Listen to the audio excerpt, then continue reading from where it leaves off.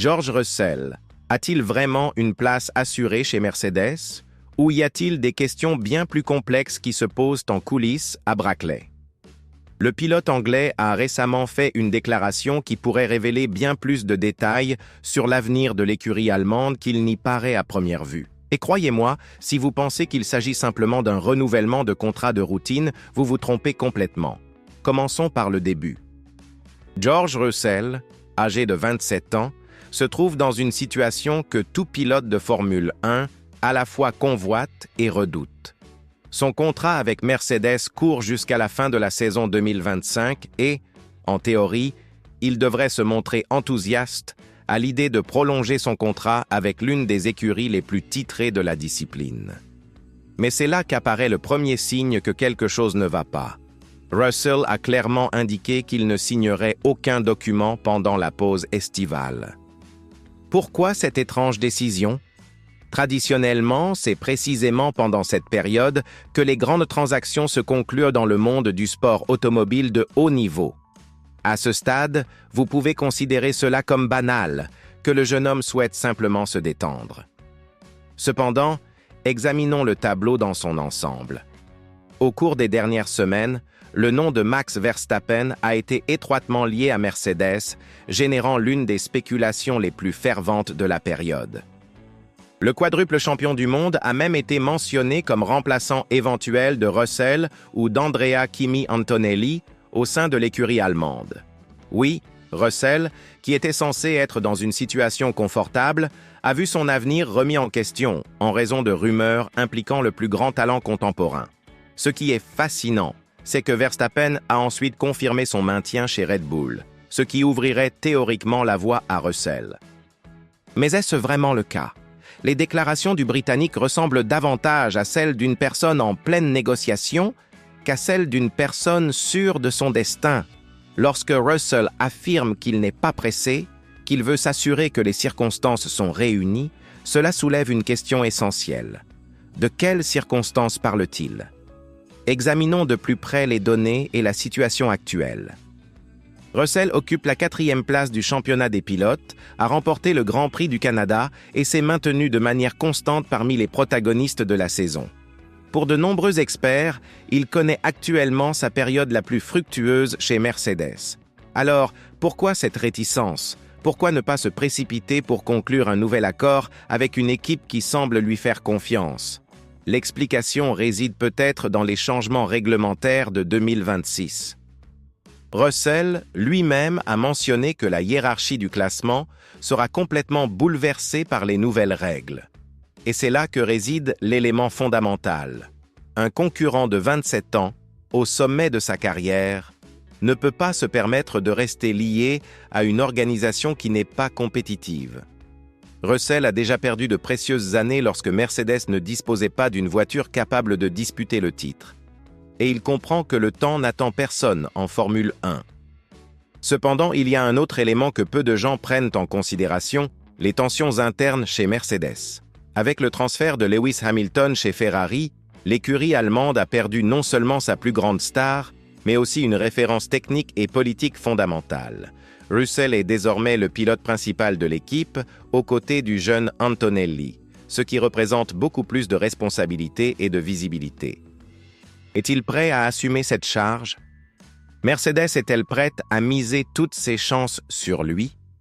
Toto Wolff, le directeur de l'équipe, a publiquement félicité Russell, déclarant que le pilote a toujours eu de bonnes alternatives à sa disposition et qu'il reste une priorité. Mais cela suffira-t-il? En Formule 1, les compliments ne coûtent pas cher et les contrats coûtent cher. Russell a clairement indiqué qu'il ne se précipiterait pas, qu'il avait attendu 12 mois et qu'il ne prendrait pas de décision en 2 semaines. Cela ressemble à quelqu'un qui analyse véritablement toutes les possibilités qui s'offrent à lui. Et quelles sont ces possibilités? Le marché des pilotes pour 2026 n'est pas encore entièrement établi. Des écuries comme Aston Martin, avec Fernando Alonso qui prend de l'âge, ou même des surprises sur la grille pourraient émerger comme des alternatives intéressantes. Russell sait qu'il a actuellement une grande valeur sur le marché et il serait imprudent de ne pas en profiter. Il y a également la question de l'argent et de la position au sein de l'organisation. Russell souhaite être traité comme un pilote principal de fait et pas seulement de nom. Cela signifie une rémunération compatible, la priorité dans les décisions stratégiques et la garantie qu'il disposera du meilleur équipement disponible. Ce sont des détails qui peuvent sembler insignifiants, mais qui font toute la différence dans la carrière d'un pilote de haut niveau. Un autre aspect, qui ne peut être ignoré, est la dynamique avec Antonelli. Le jeune Italien est arrivé chez Mercedes avec de grandes attentes, considéré comme une promesse pour l'avenir. Mais Russell ne veut pas être seulement la transition entre l'ère Hamilton et l'ère Antonelli.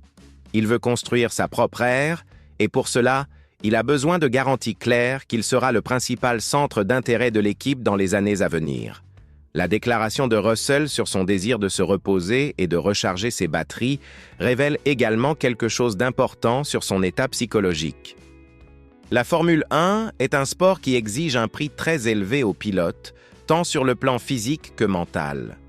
Russell fait preuve de prudence en reconnaissant qu'il a besoin d'une période de réflexion pour réfléchir clairement à son avenir, sans la pression constante des médias et des spéculations.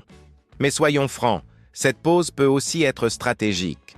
En ne signant pas pendant la trêve, Russell maintient Mercedes dans une position inconfortable. L'équipe a plus besoin de lui qu'il n'a besoin d'elle en ce moment, et c'est une carte puissante à jouer dans les négociations.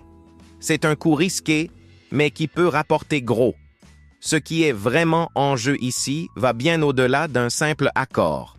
Il s'agit de l'avenir de l'une des organisations les plus traditionnelles de la Formule 1 et de la carrière d'un pilote qui n'a pas encore remporté de championnat du monde, mais qui en a les capacités. Russell sait qu'il se trouve à un moment décisif, où un mauvais choix pourrait lui coûter de précieuses années de carrière. La réalité est que Russell participe à un jeu beaucoup plus élaboré qu'il n'y paraît. Il teste les limites de Mercedes, obligeant l'équipe à démontrer réellement à quel point elle l'apprécie. Et ce n'est pas nécessairement négatif. En Formule 1, ceux qui ne se valorisent pas finissent par être dévalorisés par les autres. Alors, que pouvons-nous attendre des prochains mois? Probablement une saga qui se prolongera bien après la reprise.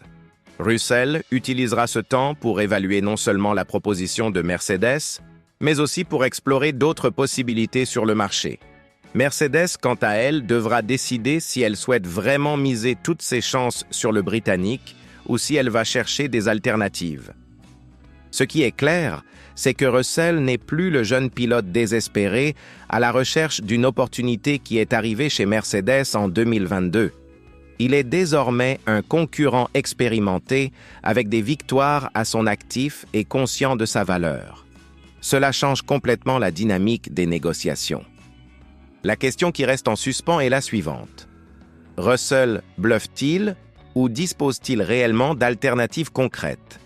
En Formule 1, ceux qui bluffent sans avoir de carte en main se mettent généralement en difficulté. Mais ceux qui ont les bonnes cartes et savent jouer peuvent complètement changer le cours de leur carrière. Que pensez-vous de la stratégie de Russell? Est-il intelligent de ne pas se précipiter ou prend-il trop de risques en laissant Mercedes dans l'attente? Une chose est sûre, lorsqu'il prendra enfin sa décision, celle-ci aura un impact non seulement sur son avenir, mais aussi sur toute la dynamique du championnat pour les années à venir. Et franchement, j'ai hâte de découvrir comment cette histoire va se dérouler.